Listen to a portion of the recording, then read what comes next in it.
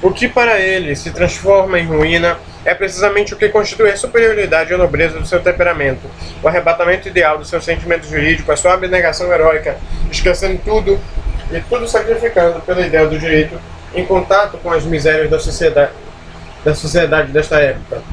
Com a insolência dos grandes e dos poderosos e com a prevaricação e a vileza dos juízes, os crimes que cometeu recaem com uma dupla ou tríplice responsabilidade sobre o príncipe, os seus juízes e funcionários que violentamente o arrojaram das vias do direito para as da ilegalidade.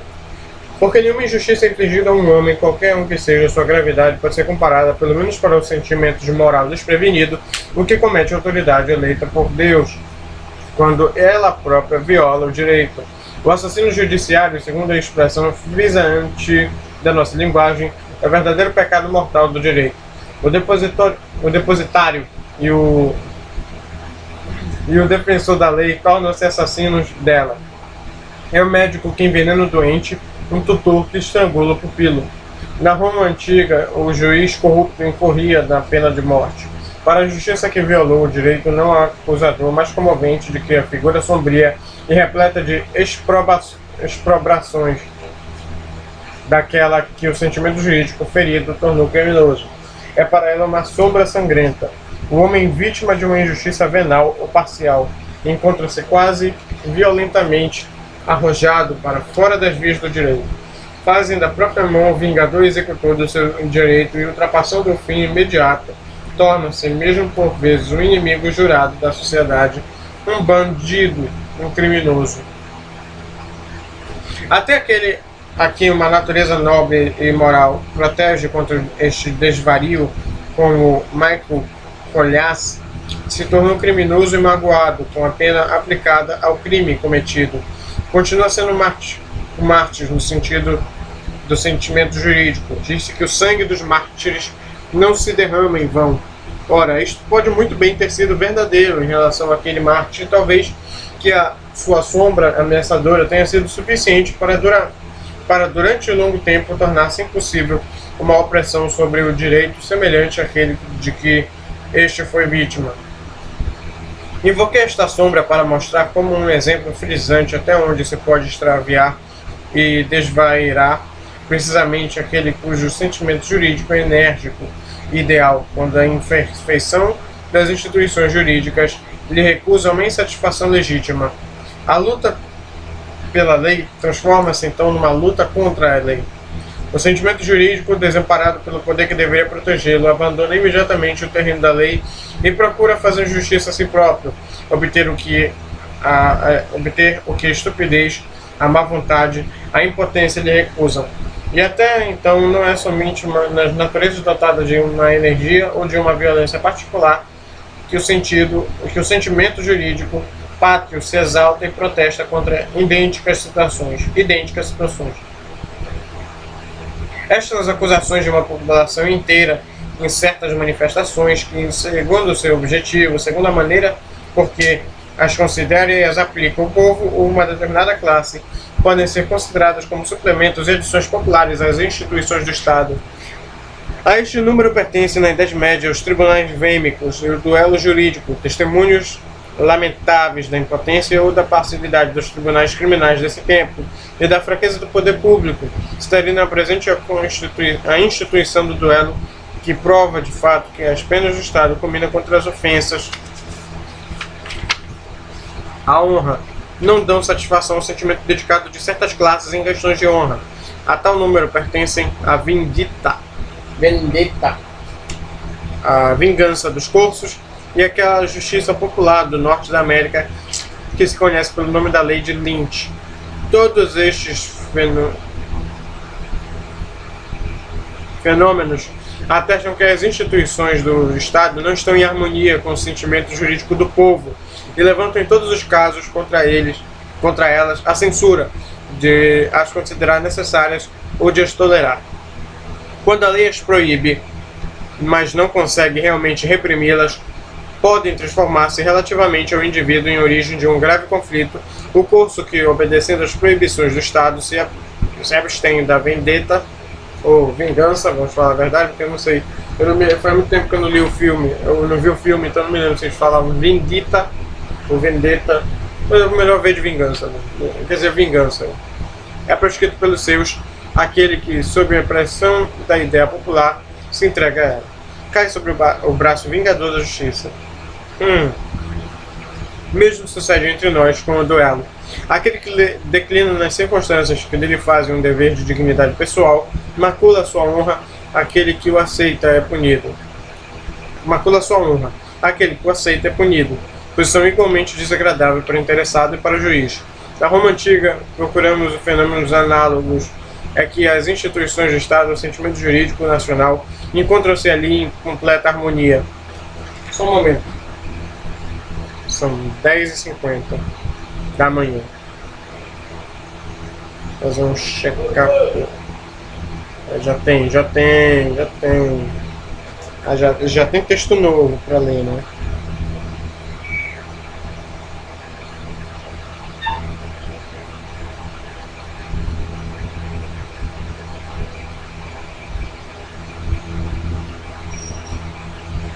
Já tem texto novo de bioética.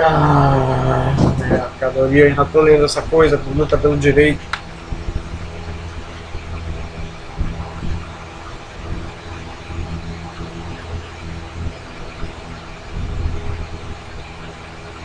Invoquei.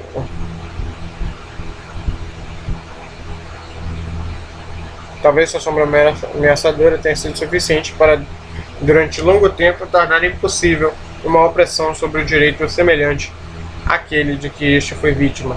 Invoquei esta sombra para mostrar como um exemplo frisante até onde se pode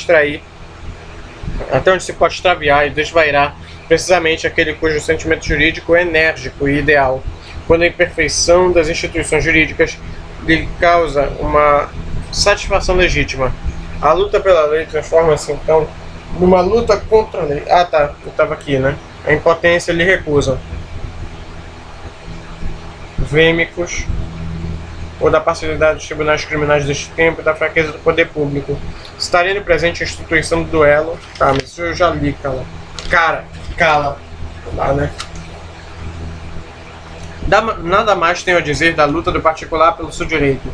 Tem-la seguido na progressão do motivo inferior, ou por um cálculo de interesses, ao motivo mais ideal, a defesa da personalidade e das condições de vida morais, para atingir a realização da ideia de justiça, contra o extremo onde um passo em falso pode precipitar o homem que alguém lesou no abismo da ilegalidade.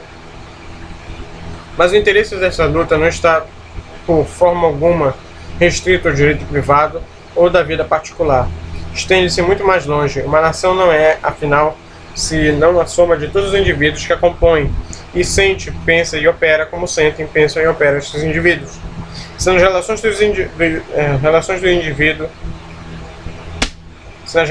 do direito privado, o sentimento jurídico do particular se mostra enfraquecido, covarde, apático, se por causa dos obstáculos que lhes opõem a leis injustas ou instituições imperfeitas, não encontra a largueza necessária para se desenvolver livremente e energicamente, se vai de encontro à perseguição, precisamente onde deveria esperar apoio e encorajamento.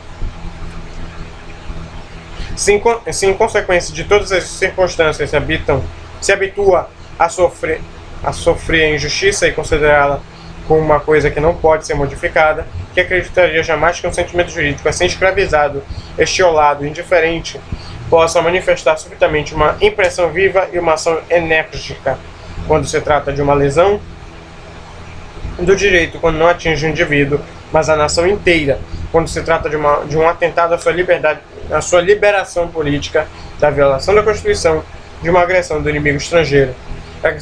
Esse livro aqui, está faltando letra, e às vezes a letra que está faltando, ela está junto a outras palavras, isso é muito irritante. Eu acho que eu não quero nem mais ler esse negócio, sério mesmo. Quero nem mais ler. Como poderia suceder que alguém não tivesse habituado a defender corajosamente o seu próprio direito e se sentisse impelido a expor voluntariamente a vida e a fortuna pelo direito da comunidade? Se abandonado, se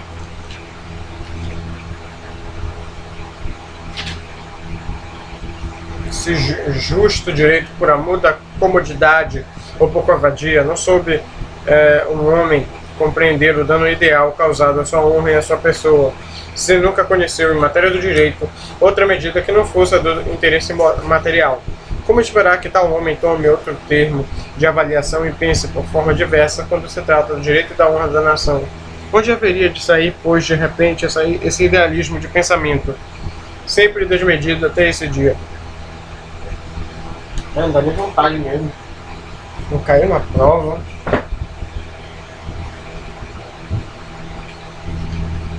Não. Aquele que luta pelo direito público e pelo direito internacional não é senão aquele que luta pelo direito privado. As qualidades adquiridas nas relações com este último acompanham-no também na luta pela liberdade civil e encontram inimigo estrangeiro. O que se semeou no direito privado produz fruto no direito público e no direito internacional. É nas baixas regiões do direito privado, nas relações mais ínfimas da vida, que se forma e amontoa gota a gota esta força. É ali que se acumula esse capital moral de que o Estado tem necessidade para as grandes obras da sua missão. O direito privado, e não o direito público, é a verdadeira escola da educação política dos povos. Se alguém quiser saber como um povo defenderá, se for preciso, os direitos políticos e as suas políticas internacionais, bastará examinar a forma por que o simples particular defende os direitos próprios da vida privada. Já atrás citei o exemplo do inglês sempre pronto para a luta e não posso deixar de repetir aqui o que disse. Na luta encarniçada que ele sustenta por um simples franco, compreende-se o desenvolvimento político da Inglaterra. Ninguém tentará arrancar o que há de mais precioso para um povo, onde cada um, mesmo nas coisas mais ínfimas, tem por hábito defender intrepidamente o seu direito. Também não é efeito do acaso que o mesmo povo da antiguidade, o povo romano, que teve no interior o desenvolvimento mais elevado e ostentou no exterior o mais aparato de força, tivesse possuído ao mesmo tempo o direito privado mais aperfeiçoado. Direito é sinônimo do idealismo, por mais paradoxal que isto pareça. E refiro-me aqui não ao idealismo de imaginação, mas ao de caráter, ao do homem que se sente que o direito constitui um fim próprio para si, e que considera tudo mais como uma coisa de pouca monta quando é atacado no que para ele é o seu lar íntimo e sagrado, que lhe importa que este ataque aos seus direitos parta de um particular, do seu governo ou de um povo estrangeiro. Que lhe importa que este ataque aos seus direitos parta de um particular, do seu governo ou de um povo estrangeiro? A existência que põe a estes ataques avalia-se não pela pessoa que o ataca, mas pela energia do seu próprio sentimento jurídico, pela força moral, com a qual tem o costume de se defender a si mesmo. Também é eternamente verdade dizer que a categoria política de um povo no interior e no exterior corresponde também sempre à sua força moral. Edmilson tem que perder, Edmilson tem que perder. Perde, Edmilson, perde, Edmilson. 50 vai pro lixo. A China, com os seus açoites de bambus e chibatas para os adultos, não ocupará jamais aos olhos das nações estrangeiras, não obstante contar centenas de milhões de habitantes.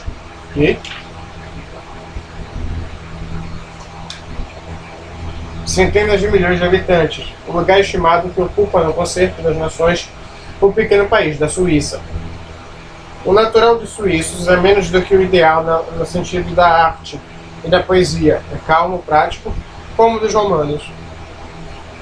Mas no sentido em que tomei a palavra ideal, falando direito, aplica-se tão bem ao suíço como ao inglês. Esse idealismo do sentimento jurídico não ameaçaria a própria base se o homem se limitasse a defender exclusivamente o seu próprio direito, sem tomar parte na manutenção do direito e da ordem. Sabe que, defendendo o seu direito, defende o direito em geral, mas sabe também que, lutando pelo direito em geral, luta pelo seu direito pessoal.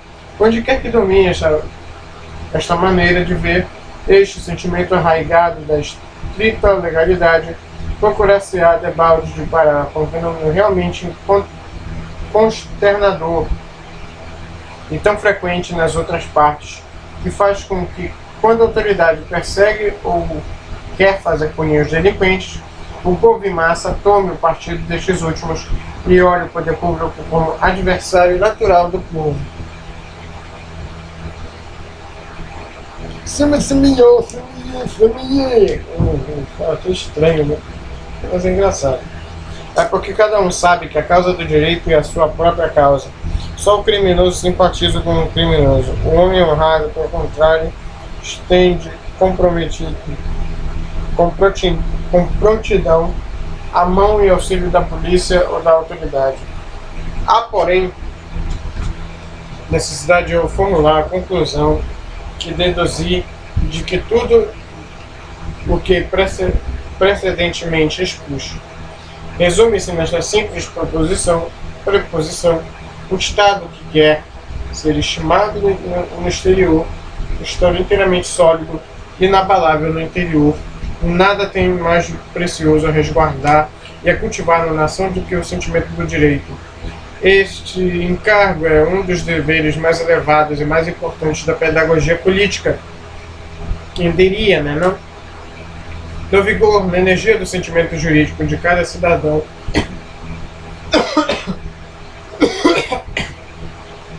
possui o Estado mais fecundo manancial de força, a garantia mais segura de sua própria duração. O sentimento jurídico é a raiz de toda árvore. Se a raiz nada vale, e se mira nas rochas ou na árida areia, tudo mais não passa de uma miragem. Vem uma tempestade e toda a árvore está a ser arrancada pela raiz. Mas o tronco e a copa têm a superioridade de serem vistas, ao passo que as raízes mergulham no solo e se escondem dos olhares. A influência dissolvente que sobre a força moral de um povo exercem as leis injustas e as más instituições jurídicas manifestam-se sobre a terra nessas regiões que tanto amadores da política não julgam dignas de sua atenção. Para eles não se trata da copa soberba, não tem apreensão alguma com o veneno da raiz, que o veneno da raiz possa subir a ramagem, mas o despotismo sabe bem onde deve bater para cair a árvore. Está muito longe de tocar logo de princípio a copa, e vai direto às raízes.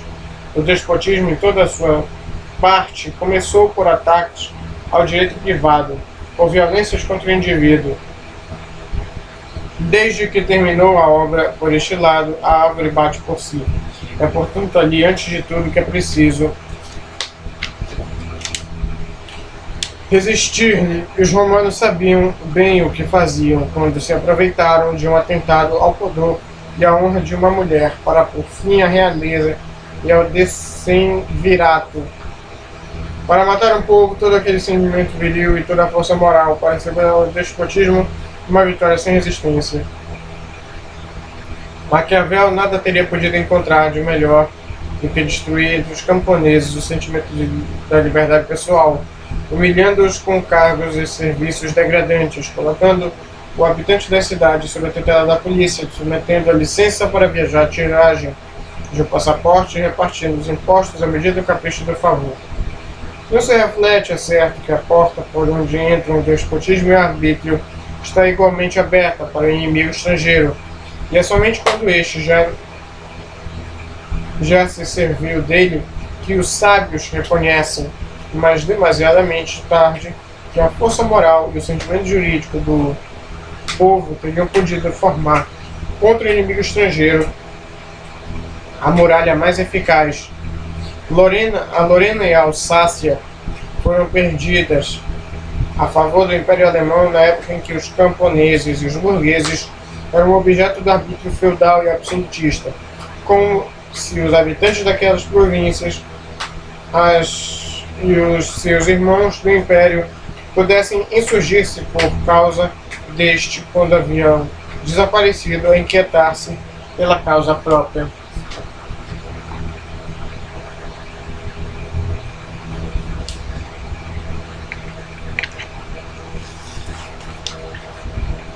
Mas é culpa exclusivamente nossa se somente compreendermos as lições da história quando é demasiadamente tarde. Nada tem ela com as com que as não aprendamos a tempo, porque nolas prega constantemente em voz alta e compreensível. A força de um povo corresponde à força de seus sentimentos políticos. Cultivar o sentimento do direito na nação é, portanto, cultivar o vigor e a força do Estado. Por esta cultura não entendo. Está clara a cultura teórica da escola e do ensino, mas a realização prática dos princípios da justiça em todas as relações da vida. O mecanismo exterior do direito não é suficiente por si. Compreende-se que seja organizado e manejado, e com tanta perfeição que reine a ordem mais completa, e que, no entanto, a necessidade acima apontada seja manifestamente esquecida. Mantinha-se igualmente sobre os judeus e outras instituições de um tempo passado que estavam em profunda contradição com as exigências de um sentimento jurídico enérgico, e pelos quais o Estado se prejudicava talvez mais a si próprio do que aos burgueses, aos camponeses, aos judeus, sobre quem elas pesavam diretamente. Fixidez, clareza, precisão do direito material, a abolição de todas as regras contra as quais deve ir bater um sentimento jurídico são, isto, em todas as esferas do direito, não somente do direito privado, mas da política, da administração, das leis financeiras, independência dos tribunais, a organização do processo tanto mais perfeita quanto possível. Tal é o caminho prescrito ao Estado para conduzir ao seu completo desenvolvimento o sentimento jurídico de seus membros e, por isso mesmo, a própria força. Acho que eu já estou de saco cheio. Tá, bora só ler mais uma página e a gente termina aqui. Toda disposição injusta, toda instituição má e como tal reconhecida pelo povo, implica um ataque ao sentimento jurídico da nação e, por consequência, à força nacional.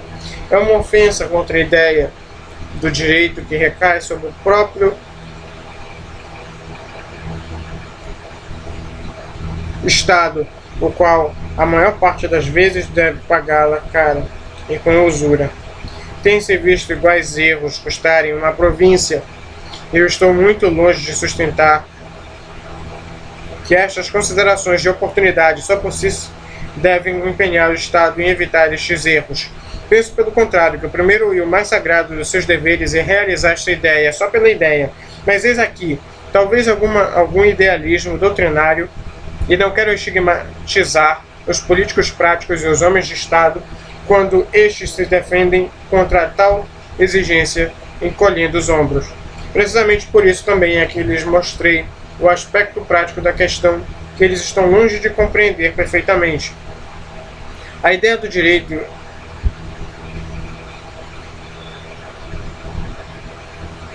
e o interesse do Estado marcham neste ponto de mãos dadas. Por mais são que sejam sentimentos jurídicos, não resiste a um direito corrompido.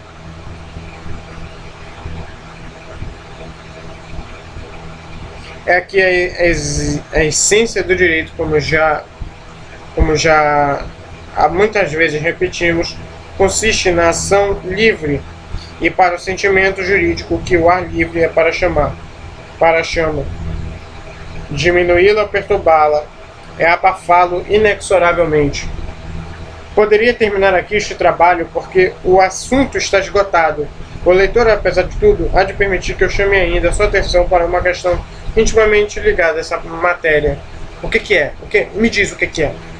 Até que ponto o nosso direito atual, ou para falar mais exatamente o direito romano atual, o único que me sinto capaz de julgar, corresponde às exigências desenvolvidamente expostas nas páginas precedentes. Não êxito em declarar de maneira mais categórica que alguma coisa neste ponto satisfaz. Fica muito longe de exigências legítimas de um sentimento jurídico, são, não porque deixe de obter uma aplicação mais ou menos justa, mas porque, deixa eu colocar aqui,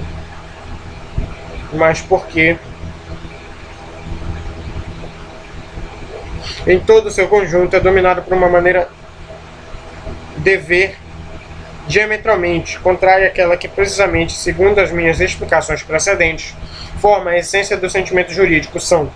E eu entendo por essa essência aquele idealismo que, na lesão do direito, não vê somente um ataque à propriedade, mas sim à própria pessoa. O nosso direito comum não dá o menor apoio a este idealismo, à medida que reduz todas as lesões do direito, com exceção da lesão da lesão da honra, é exclusivamente a do valor material. O vulgar e chato materialismo atingiu aqui a sua expressão mais completa.